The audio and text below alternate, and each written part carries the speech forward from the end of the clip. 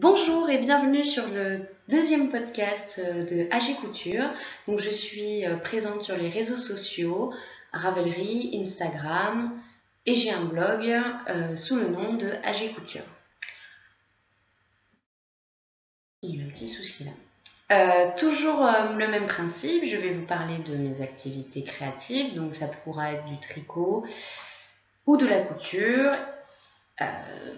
Je vais vous parler de mes encours, mes projets terminés et les projets que j'ai éventuellement en tête. Dans un souci de pouvoir la regarder n'importe où, n'importe quand, je vous propose un format pause café ou pause thé. Pour moi aujourd'hui, c'est plus un thé. Voilà, donc bonne pause à tous. Pour commencer très rapidement, je vais vous parler des projets que j'ai terminés. Et ça va aller très vite vu que je viens de finir le projet test arachné de Le Panda. Donc c'est un projet que j'ai fini déjà depuis 2 semaines, que j'ai bloqué. Et maintenant que le patron est diffusé sur internet, je vais pouvoir vous en parler plus longuement. Donc pour commencer, le bonnet. Donc je vous montre, voilà. Je l'ai fait en bleu. J'ai rajouté un petit pompon en haut. C'est pas compris dans le patron. Alors, c'est mon premier bonnet tricoté. Je ne vous l'ai pas dit pendant mon premier podcast, mais je tricote que depuis 1 an. Donc, j'ai commencé par des choses très simples, tout ce qui est écharpe. Je me suis fait un pull aussi. Et puis là, quand j'ai vu le test disponible de Le Panda, je me suis dit pourquoi pas attaquer et faire un bonnet. Donc expérience d'aiguille circulaire, la dernière fois je vous avais montré mes Knit Pro, donc j'en suis toujours aussi contente. J'ai adoré tricoter le bonnet parce que je trouve que ça monte vite, alors surtout que c'est des grosses aiguilles, ça se tricote en 5 pour tout ce qui est bord-côte et en 6 pour tout le reste du bonnet. Pour tout ce qui est point technique abordé, donc on voit la méthode du provisional cast on. Donc en français, c'est un montage provisoire de mailles qui s'effectue au crochet. Donc moi, c'était la première fois que je l'avais fait. Et grâce aux vidéos de Le Panda mis sur YouTube, je m'en suis très bien sortie. C'était vraiment hyper agréable. Alors, à quoi ça sert? Ça permet de faire un rebord retroussé, fixe, enfin cousu, sans le coudre à la main. En fait, on vient, une fois qu'on a fait la hauteur de côte voulue, on vient rabattre notre tricot et puis on vient continuer le tricot en prenant les mailles qui ont été montées provisoirement. Donc tout ça est très très bien expliqué dans le tuto de Le Panda. Vous trouverez facilement sur YouTube en tapant Le Panda. Je vous mettrai d'ailleurs certainement un lien en bas de la vidéo. En ce qui concerne le patron en lui-même, donc je l'ai trouvé très agréable à faire, très simple. Vu que je suis débutante, il ne fallait pas quelque chose de trop compliqué. Quand je voyais l'image, j'avais un peu peur du point qu'elle avait mis en place. En fin de compte, il monte tout seul et il se retient très facilement. C'est sur une base de jersey, donc facile. Les points techniques, ça va être plus les 2 tresses estoniennes qui sont en haut et en bas du bonnet sous forme de liseré et qui apportent une finition un peu plus sympa au bonnet et je trouve ça très bien. Donc dans le même principe, elle a fait une vidéo tutoriel qui est très bien faite, qui permet de bien comprendre, donc je n'ai eu aucun souci lors de la réalisation. Elle proposait ce patron en patron double et elle le propose toujours, il me semble. Donc il y a la possibilité de faire le bonnet et la possibilité de faire le col qui va avec. Donc en 1 tour ou en 2 tours pour celles qui le souhaitent. Moi j'ai pris le parti de le faire en 2 tours. Donc vous voyez, c'est quand même très grand. Et toujours le même principe, le même point qui fait penser un petit peu à une toile d'araignée, d'où le nom arachné. Toujours 2 tresses estoniennes pour garder le rappel du bonnet. Et il se tricote aussi en aiguille circulaire. Alors, c'était la première fois que je tricotais quelque chose d'aussi grand avec des aiguilles circulaires. Au début, ça m'a un peu déstabilisée. Je pensais qu'il fallait absolument faire un magic loop dès qu'on tricotait en rond avec des aiguilles circulaires, et en fait pas du tout. Le magic loop ne servant qu'à faire des petites circonférences. Donc je m'en suis rendu compte au bout de 2-3 rangs, et une fois le souci du magic loop éliminé, déjà ça s'est beaucoup mieux passé. Donc pour le passer rapidement, hop, donc ça fait une sorte de snood plus qu'un col, moi je le trouve très bien. Au blocage, je l'ai légèrement étendu pour éviter qu'il roulotte vu que c'est du jersey. Et puis comme ça m'a un peu plus fait ressortir la tresse estonienne et le point texturé qui est magnifique. En ce qui concerne la laine utilisée, j'ai utilisé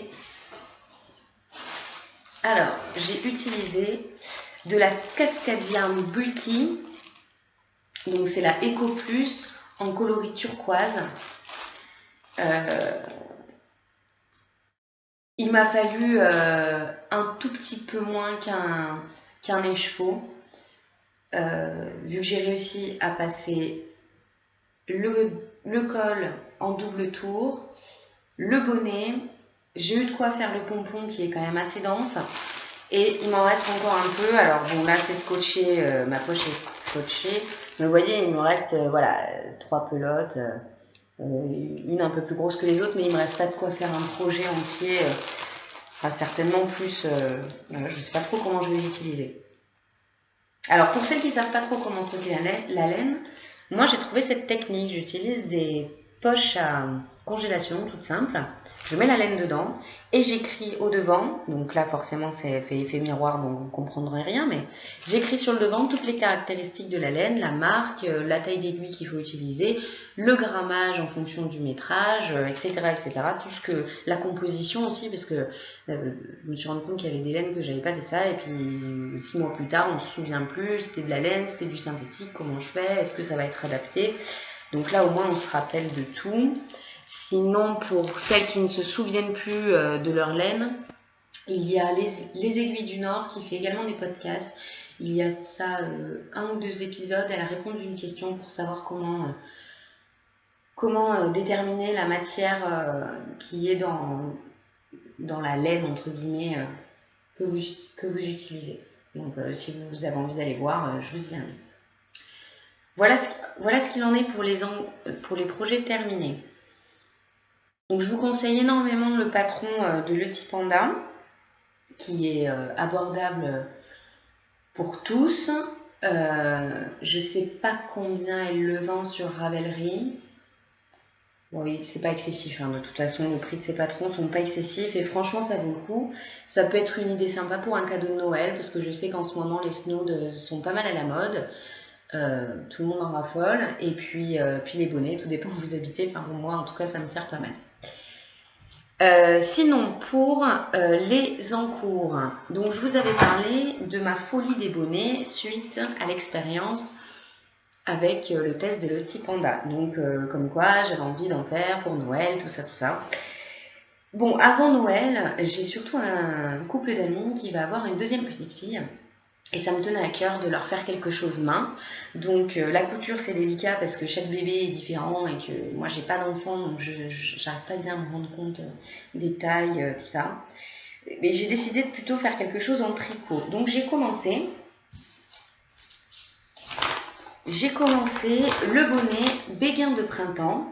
Donc c'est un patron de Lily comme tout. Donc bon, moi je l'ai imprimé, hein, je suis pas du tout écologique. Je supporte pas de travailler, de lire, de travailler sur un support informatique, j'y arrive pas. Donc ça se travaille en point de semis. C'est pareil, c'est un point que j'avais jamais fait, qui en fait est facile. C'est un jeu de maille endroit, maille envers. Donc il est quand même très simple à réaliser. J'ai retrouvé le principe du montage provisoire pour faire une bordure double cousue directement sur le bonnet. Alors cette fois-ci, je ne l'ai pas faite avec un crochet parce que j'en avais pas de la bonne taille et puis j'ai pas pu aller en acheter. Du coup, j'ai monté des mailles classiques à la française. Ensuite, alors les mailles à la française, pour celles qui ne savent pas, en gros c'est le montage où il n'y a pas besoin de laisser une grande longueur de fil pour monter avec le pouce. On fait une première maille et on vient tricoter cette maille à l'endroit et on la jette, en fait on la bascule pas sur l'aiguille de droite, on la remet sur l'aiguille de gauche et ainsi de suite et on fait des rajouts de mailles comme ça jusqu'à avoir le nombre de mailles demandées. Donc j'ai fait ça et puis et ensuite j'ai relevé mes mailles au moment au moment où je suis arrivée à la hauteur voulue, j'ai relevé mes mailles, j'ai cousu en tricotant et puis en fin de compte ça se voit pas, ça fait exactement le même résultat. Donc je vais vous montrer mon avancée. Ce que je trouve sympa c'est que ça se tricote. Oui voilà, ça se tricote, c'est comme ça. Ça se tricote en aiguille droite. Donc le truc le moins bien c'est qu'il va falloir que je fasse des coutures. Mais pour celles qui, comme moi, viennent de commencer en tricot, bah, ça évite de devoir racheter du matériel. Moi, je sais que ma grand-mère m'a donné pas mal d'aiguilles. Et puis des aiguilles droites, ça coûte quand même beaucoup moins cher que des aiguilles circulaires de bonne qualité. Parce que prendre des aiguilles circulaires à 2 € et quelques, premier prix, hein, j'en ai. Et je trouve que c'est pas du tout agréable de tricoter avec. Donc là, ce qui est bien, c'est que c'est un patron qui se tricote sur aiguille droite. Donc vous voyez, j'ai utilisé la laine confetti, donc comme d'hab, la dernière fois c'était pareil, j'avais perdu le nom. Donc c'est une laine un peu mouchetée.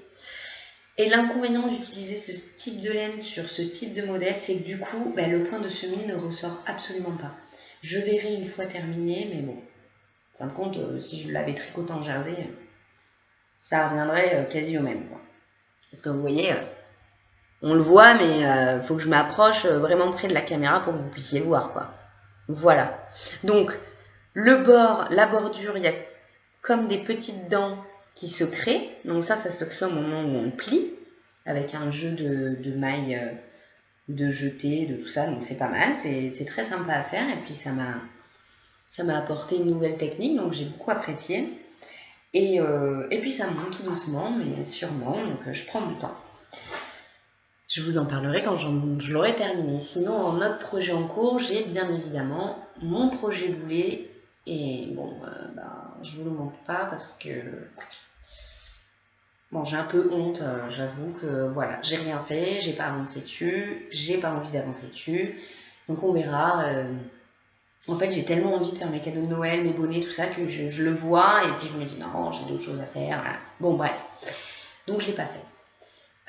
Sinon, pour petite information, donc c'est bientôt mon anniversaire. Voilà. Qui dit anniversaire dit cadeau, donc ça c'est cool.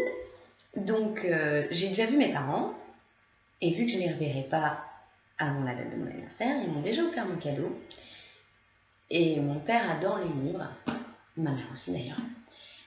Et ils m'ont offert un vieux livre sur les activités tricot, couture, crochet, broderie,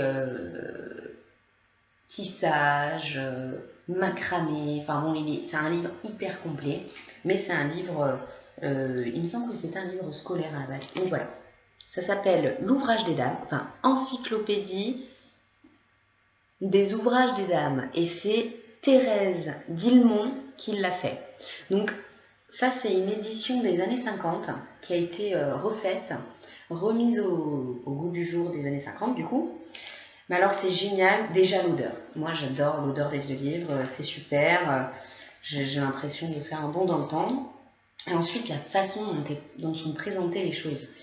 C'est que des points techniques et vu que c'est un livre scolaire, c'est vraiment présenté de façon hyper simple et c'est adapté aux débutantes. Et ça parle de tout, ça parle de couture, ça parle de couture à la main, de couture à la machine, de tricot. Je retrouve même les aiguilles circulaires dans les matériels de tricot, broderie, macramé, dentelle, enfin tout ce que vous pouvez faire avec des aiguilles et un fil.